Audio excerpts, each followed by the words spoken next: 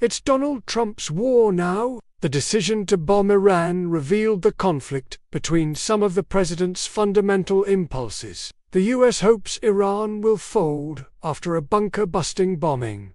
But there's no guarantee. Trump yesterday pitted his promise to avoid endless wars with the prospect of a legacy make. The highest hope of President Donald Trump's bombing of Iran, a rogue nuclear program that had defied a half-dozen of his predecessors, has finally been destroyed. The deepest fear, just 4 years after the chaotic withdrawal from Afghanistan ended America's longest war, the United States is now enmeshed in another war in a volatile region, with perilous and uncertain consequences. Our objective was the destruction of Iran's nuclear enrichment capacity and a stop to the nuclear threat posed by the world's one state sponsor of terror, Trump said in a late-night announcement in the East Room on June 21, interrupting Americans' Saturday night plans with news that B-2 bombers had dropped the world's most powerful conventional bombs on 3 sites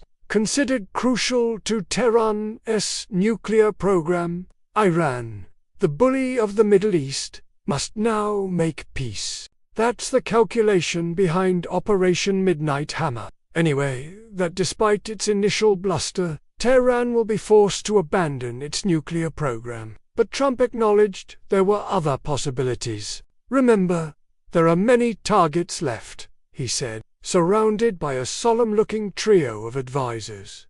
Vice President J.D. Vance, Secretary of State Marco Rubio and Defense Secretary Pete. If peace does not come quickly, we will go after those other targets with precision, speed and skill. A war between Trump's fundamental impulses. The White House debate over whether to launch the bombers put at odds some of Trump's most fundamental impulses. One is his fervent opposition in all 3 of his presidential campaigns against forever wars, including the costly and controversial conflicts in Iraq and Afghanistan. His America First agenda reflects a determination to focus less on places like Ukraine and more on challenges close to home. Though most Republican congressional leaders praised the president for the decision, some people prominent in the MAGA movement did not. This is not our fight, Georgia Representative Marjorie Taylor Greene complained on social media. Every time America is on the verge of greatness, we get involved in another foreign war. On the other hand, Trump is also famously impatient with problems that have frustrated standard solutions. Witness, for instance, his willingness to press the limits of the law in identifying and deporting millions of undocumented immigrants.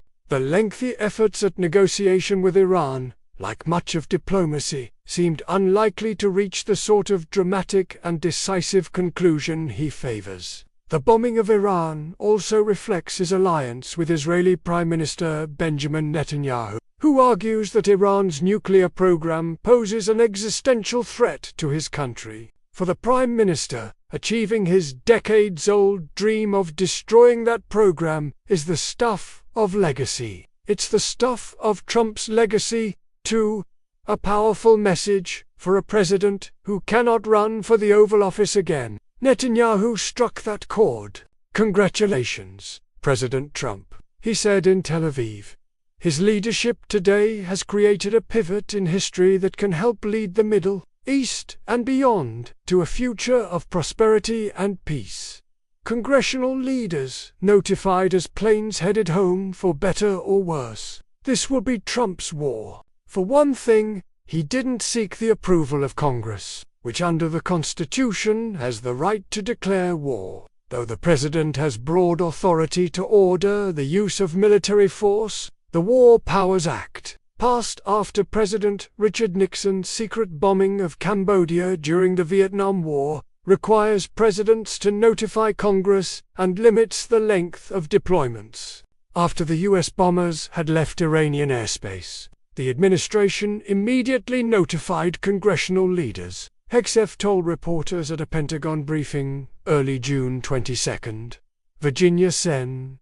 Mark Warner, the top Democrat on the Intelligence Committee, said Trump had risked dragging the United States into a long war without consulting Congress, without a clear strategy, without regard to the consistent conclusions of the intelligence community, and without explaining to the American people what's at stake. Those will be the elements of the debate ahead. In echoes of the Iraq War, how serious was the Iranian nuclear threat? And how will voters weigh the stakes and the cost? In Istanbul, Iranian Foreign Minister Abbas Araghchi accused Trump of having deceived his own voters by launching a strike despite his campaign promises. The U.S. administration holds sole and full responsibility for the consequences of its actions, he said, but he didn't specify whether Iran would retaliate against U.S. forces in the region. Hours after the bunker buster bombs were dropped, Iran launched a new round of missiles toward Israel. On June 23, the foreign minister plans to meet with Russian President Vladimir Putin, an ally but one who has his own war to fight.